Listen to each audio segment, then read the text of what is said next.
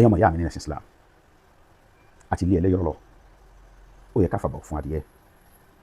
a ti sọ̀rọ̀ lórí bí ìwé wòlaka bó ṣe tẹnu tí ò tọ́ bó ṣe tìbọ̀ nǹkan tó ṣe pé ìkankankan ni nínú ẹ̀sìn wa. ṣùgbọ́n tí kò wá yẹ kí a sọ̀rọ̀ nípa àwọn amúnibúni ẹran ìbíyẹ tí ìbíyẹ fọ́lójú ọ̀tún tẹran ètò fọ́lójú òsì tí wọ́n ní alákọ̀ọ́rí ẹran afọ́jú.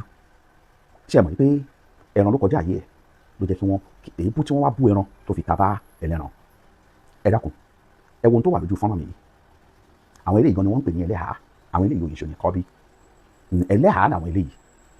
mo máa describe nǹkan tó ń jẹ́ ẹlẹ́hàá àti tó ń jẹ́ nìkọ́bí fún yín tẹ́ ẹ bá ti rí wọn. ṣùgbọ́n kí n tó sọ nǹkan kankan ẹ̀yin náà ẹ jẹ́ ká wo fídíò yìí. Bismillah.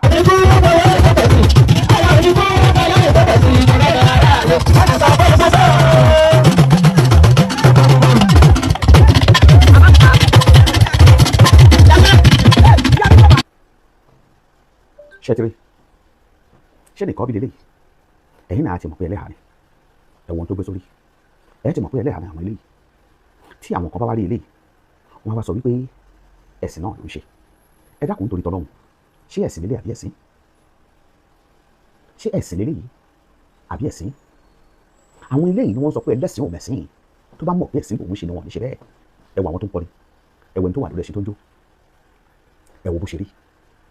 ṣé ẹ rí ibi tí màá ti kọ́kọ́ bẹ̀rẹ̀ ọ̀rọ̀ ni ẹ̀yin àfáà tó jẹ́ pé ẹ ti rí ẹ̀há gẹ́gẹ́ bí ìgbà pé nǹkan ta fi ń mẹ́jọ ìgbàgbọ́ nìyẹn. láláì jẹ́ pé ìṣe ni akọ́ ẹ̀kọ́ àgbọ́yé tó débẹ̀. tẹ bá ti handpick obìnrin kan the next thing tẹ máa ṣe ni pé máa dẹ̀ ààbò lójú. àwọn sẹ́ẹ̀tì kan wà àwọn ìyá ní wọ́n á jáde wọ́n á lọ ìjáde ọdún kan wọ́n á fi ìyàwó wọ́n á fi ilẹ̀ sílé ẹ̀sìn olókọ yín bẹ́ẹ̀ ládàradà lẹ̀ ń ṣe tẹ́ ẹ̀ bá mọ̀. àwọn kan wọ́n ti sọ di wípé doctrine ti wa òun ni wípé tí a bá ti fẹ́ yàwó à ń láti dáàbò lójú. kí ló sọ bẹ́ẹ̀ fún yín?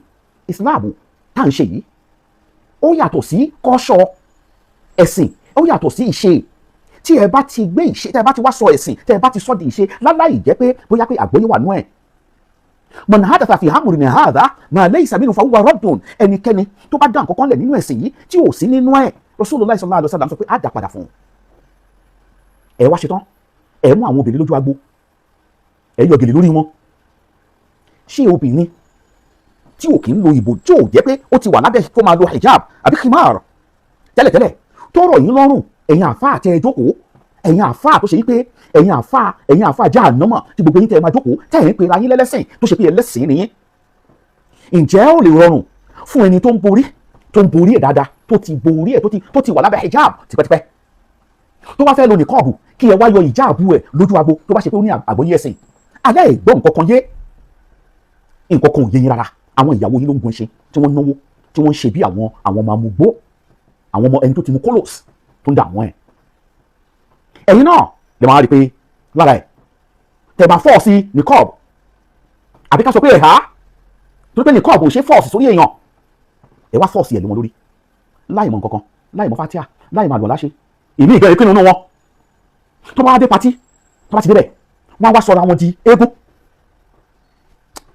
di eégún kì í ṣe pé mò ń compare ní kọ́ọ̀ pẹ̀lú ẹgbọ́n mi yé o bí eégún ṣe máa ń hùwà rẹ o ṣe mọ̀ pé nígbà tí eégún àtiro tó bá wọlé èèyàn àtiro á wá jáde ta ni ò ti mọ̀ wípé eégún àtiro tó wọlé lẹ́ẹ̀kan yẹn òun náà lèèyàn tó jáde nígbà tẹ́ bá dé patí àwọn ìyàwó yín wọ́n á gbé ẹ̀há wọ ibi patí yẹn nígbà wọ́n bá débẹ̀ wọ́n á lọ bọ́ ẹ̀há wọn sínú yàrá kan wọ́n á wá jáde láì lo nǹkan kan wọ́n á ti bóra bàjẹ́ ṣẹ́yìn náà kì í rí wọn ni àwọn ìyẹn kọ́ òun ṣe nìkan báyìí àwọn ìyẹn à lè pè wọ́n ní nìkan bí láyéláyé. Rasulullah sallallahu alaihi wasallam bí àwọn ìyàwó ànábì sallallahu alaihi wasallam ṣe ń lè nìkan wọ́n á lò ó nínú kí wọ́n yọ ojú kan sílẹ̀ àbí kí wọ́n yọ ojú méjèèjì sílẹ̀ kì í ṣe tamadabo. ìyẹn ni mo ṣe sọ pé ẹlẹ́hà ó yàtọ̀ sí nìkọ́bì àbí nìkọ́bàìd àbí mahjuba. èèyàn máa ń pèpè àwọn èèyàn sílẹ̀ ni kí ẹ tó wọnú nǹkan kì í ṣe kí a kò máa gbé àwọn èèyàn sínú ẹ̀. ẹ wá rí gbogbo àwọn tí ẹ pè ní nìkọ́bì wọ́n máa jójó wòlé káàkiri pátí wọ́n máa ṣe dáadáa káàkiri pátí ọ̀nà ìdá tí mi wò láta ò ní máa sọ ọ̀rọ̀ ìsọkúsọ nítorí pé amúnibúni ẹran bí yẹn nìyẹn. ènìyàn tó wá lò ó àwa nítorí pé òun fẹ́ ṣe súnà tán àwa da aṣọ yẹn àwa dà á bolẹ̀ àwa máa wọlé rẹ́rẹ́rẹ́ lẹ́yìn rẹpẹtẹ. ìyẹn òun ṣàgbọ́yé misinterpretation àwọn nǹkan kan ni ṣe rí ẹ̀sìn wa yìí á ń láti gbọ́ yé dáadáa, ó ń láti yé wa dáadáa. wàá wá fi máa kókó àtàrùn, wàá fi máa kó òṣì àtàràkà, wàá wá fi máa wọlé káàkiri. ìyàwó alùsùnà tó faṣọ ń gbálẹ̀ á fi máa gbátọ̀ ìjẹta ìtìjẹrin omi ẹja tí wọ́n dà gbogbo ìlú bá fi máa gbá. á ní àdìsí kan ti sọ wípé bí títẹ̀yìn bá ń kó dọ̀tí tíwájú á máa fọ̀ ọ́ mọ́. ọ̀rọ̀ yẹn ò yé yín dáadáa ni.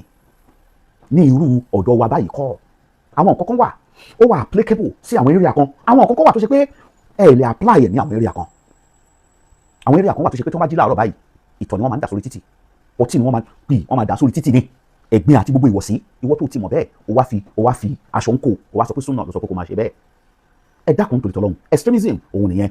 ẹ̀yin amúnibúni ẹran bí yẹ tẹ́ ẹ wà lórí social media, gbogbo ẹ̀yin lẹ́hà sọnù tẹ́ ẹ wà lórí social media, tẹ́ ẹ jójó wèrè lórí social media, ẹ̀yin tẹ́ ti sọ nìkan àbò tẹ́ ti sọ nǹkan míì lórí social media. ṣe rí Islam kọ́lẹ̀ ń ṣe o. ìyẹn ló fà á tó fi jẹ́ pé gbogbo ẹnikẹ́ni tó bá máa sọ̀rọ̀ nípa Islam, tó bá máa sọ̀rọ̀ nǹkan kan, tó bá rí nǹkan kan tí àwọn èèyàn kan ṣe nínú Islam, before kó tó sọ̀rọ̀ nípa ẹ̀ kọ́kọ́ lọ wo nǹkan tí Islam tó sọ tó recommend. tó bá wá wo nǹkan tí Islam recommend, then you be able to make comment about nǹkan yẹn. subhana rabbika rabbil izzati amma yasifun wa salamun ala al mursalin alhamdulillahi rabbil alamin.